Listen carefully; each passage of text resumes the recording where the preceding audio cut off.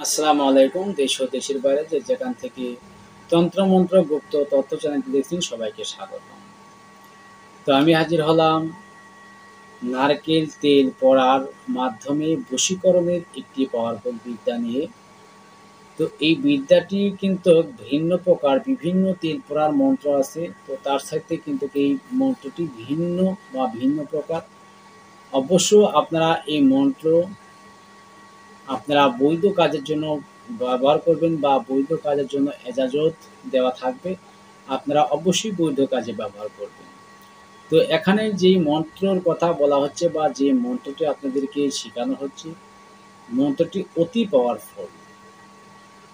তো অনেকেই বলেন, "গুরুজি, আমার স্ত্রী কথা শোনে না বা আমার প্রেমিকা কথা শোনে না।" যদি আপনি জেনুইন প্রেমিকা হয়ে থাকে, তাকে বিবাহর উদ্দেশ্যে যদি কোনো কিছু করে থাকেন, তাহলে আপনার জন্য প্রযোজ্য। এবং অনেক ক্ষেত্রে শত্রু করতেছে তাদেরকে নিজের আয়ত্তে আনা বা নিজের বশে আনা, সেসব ক্ষেত্রে কিন্তু এই মন্ত্রটি আপনারা প্রয়োগ করতে পারবেন। তো এই মন্ত্র প্রয়োগ করতে যা প্রয়োজন হবে সেগুলো আমি উন্মুক্ত করে বলে দেবো অবশ্যই। যারা এই চ্যানেলের নতুন দর্শক এখনো সাবস্ক্রাইব করেনি, চ্যানেলটি আপনি সাবস্ক্রাইব করে পাশে থাকা বেল আইকনটি অল বাজিয়ে দিন। ইতিমধ্যে যারা সাবস্ক্রাইব করেছেন তাদেরকে অসংখ্য ধন্যবাদ। আর অবশ্যই যদি আমার এই ভিডিওটি বা আমার কথা ভালো লাগে, অবশ্যই ভিডিওটি শেয়ার করে দিবেন। একটি লাইক, কমেন্ট করে আপনাদের মতামত জানিয়ে দিবেন। তো মূলত যারা আমাকে নিত্য নতুন বলে থাকেন, এই বশীকরণের সহজ কিছু উপায় বলে দেন, গুরুজি উপায় বলে দেন, এই সব কিছু বলে থাকেন। আর অনেকেই বলেন যে, "গুরুজি, আপনি কি জিন চালান দিয়ে কোনো কাজ করেন কিনা?" তো এইসবের প্রশ্নের উত্তর আমি দিতে প্রস্তুত নই। কেননা জিনের কাজ বা জিনের কারসাজি অনেক প্রকারের, অনেক ধরনের হয়ে থাকে। তো মূলত দেখুন, আমি অনলাইনে কোনো কাজ করি না। আমি হয়তোবা যদি আপনাদের প্রয়োজন হয় এইটুকু আমাকে দিয়ে করাতে পারবেন, সেটি হচ্ছে যদি কারো হাজিরা দেখার প্রয়োজন হয়, কার কী সমস্যা, শুধু নাম বলে দেবেন এবং ধরনটা বলে দিবেন যে কী ধরনের হাজিরা দেখতে চাচ্ছেন। শুধু ধরন এবং নাম বলে দেবেন, আর কিছুই দিতে হবে না, আর কিছুই বলতে হবে না। আমি আপনাদের A to Z বর্ণনা আমি বলে দিতে পারবো বা জানিয়ে দিতে পারবো। এই হাজিরাগুলো আমার কাছ থেকে দেখতে পারবেন। আর তার মাধ্যমে আপনাদের বুঝে নিতে হবে যে আমি কতটুক কার্যকারী বা কতটুক কাজে লাগতে পারি। এটি তাতে আপনারা বুঝে নেবেন। তো আমি কাউকে কখনো বলি না যে জিন চালান দিয়ে কাজ করা বা জিনের মাধ্যমে এইটা করা, সেটা করা, কালির মাধ্যমে এইটা করা, সেটা করা। এত বড় তান্ত্রিক আমি হতে পারি নাই। আমি ছোট একজন মানুষ। সাধারণভাবে মানব কল্যাণে যতটুক আল্লাহ শক্তি দিয়েছেন, যতটুক আমি পারি ততটুক চেষ্টা করি। আর যারা আমার কাছে শিখতেছেন, শিক্ষাগত অবস্থা আছেন, তাদের জন্য আমার যতটুক সাধ্য সামর্থ্য অনুযায়ী আমি চেষ্টা করি তাদেরকে শিক্ষা দেওয়ার জন্য এবং আপনাদেরকেও কিছু জানানোর জন্য।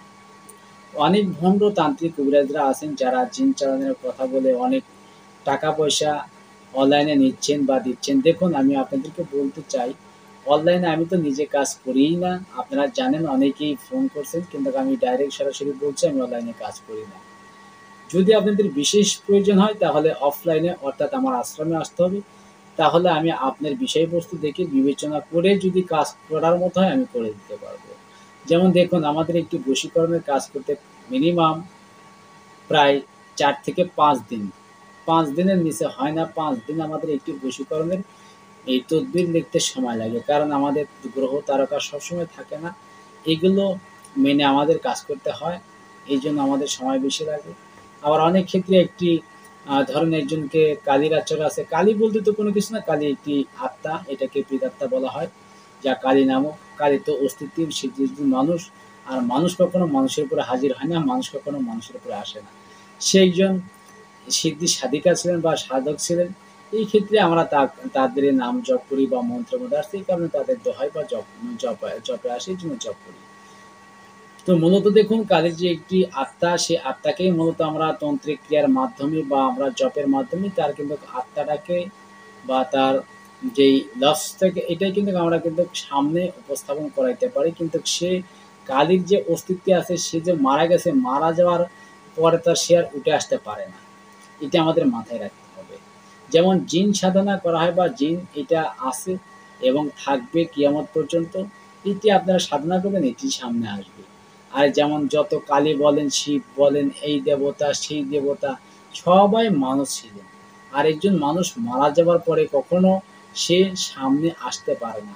হ্যাঁ, সামনে তার আরাধনা করলে তার যে রূপ বা তার যে কায়া, এই কায়া নিয়ে কিন্তু তার যে আত্মা, এই আত্মাটা কিন্তু আপনাকে দর্শন দেয় বা সে আত্মার কিন্তু দর্শন পান। মূলত কিন্তু সে তো চলেই গেছে। তার কায়ার দর্শন বা তার আত্মা সে আপনার সাথে দর্শন করে। এর বাইরে কিছু না। আর মূলত কিন্তু আমরা সেই আত্মাকে দিয়েই কিন্তু আমরা বিভিন্ন কাজে আমরা লাগাই বা বিভিন্ন কাজে আমরা সহযোগিতা নিই। তো যাই হোক, আমি বেশি কথা না বাড়িয়ে আপনাদের নিয়ে যাব সরাসরি মন্ত্রের দিকে।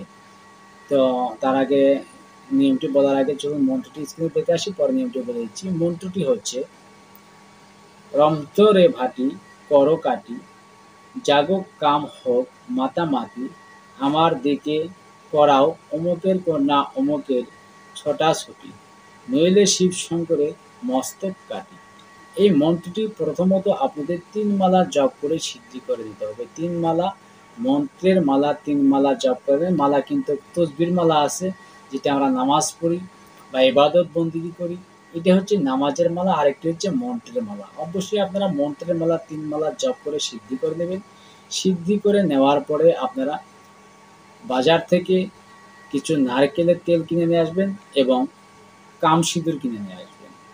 কামসিঁদুর এবং কিছু নারকেলের তেল নিয়ে এসে শুভক্ষণ, শুভতিথি এবং শুভ গ্রহ দেখে মন্ত্রটি ওই নারকেল তেলের মধ্যে কিছুটা কামসিঁদুর দিয়ে মিশ্রণ করে, মানে মিশ্রণ বা মিশ করে নিয়ে মন্ত্রটি ২১ বার জপ করবেন। একবার জপ করবেন, একটি ফু দেবেন। এইভাবে ২১ বার জপ করে ২১টি ফু দিবেন।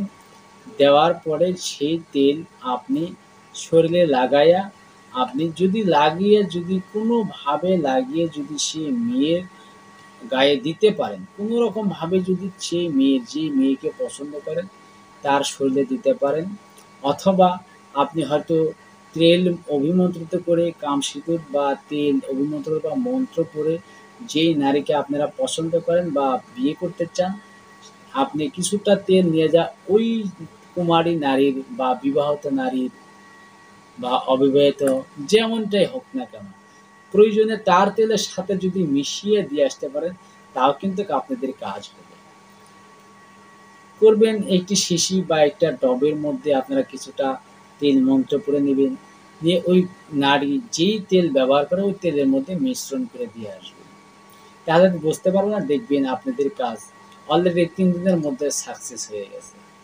তো আপনারা এইসব কাজ অবশ্যই সাবধানের সাথে করবেন। আর অবশ্যই হালাল কাজের জন্য করবেন। কোনো ব্যাহক কাজের জন্য বা কোনো অবৈধ কাজের জন্য আপনারা এগুলা করবেন না। করলে কিন্তু আপনাদের কাজের জন্য আপনারা নিজেরাই দায়ী থাকবেন। তার জন্য আপনাদেরই জবাবদিহি করতে হবে। আমি কিন্তু তার জবাবদিহিও করব না, এবং যদি সেই ক্ষেত্রে আপনাদের কাজের কোনো ব্যাঘাত ঘটে তারও কিন্তু আমি জবাবদিহি করব না। তো আশা করি আমার কথা বুঝতে পারছেন। যদিও বুঝতে অসুবিধা হয়, স্ক্রিনে দেওয়া এই হোয়াটসঅ্যাপ নাম্বারে যোগাযোগ করে দেবেন, এবং আপনাদের আরও কিছুর প্রয়োজন হলে কমেন্ট করে জানাবেন, আমি দেওয়ার চেষ্টা করব। তো সবাই ভালো থাকবেন, সুস্থ থাকবেন। আল্লাহ হাফেজ।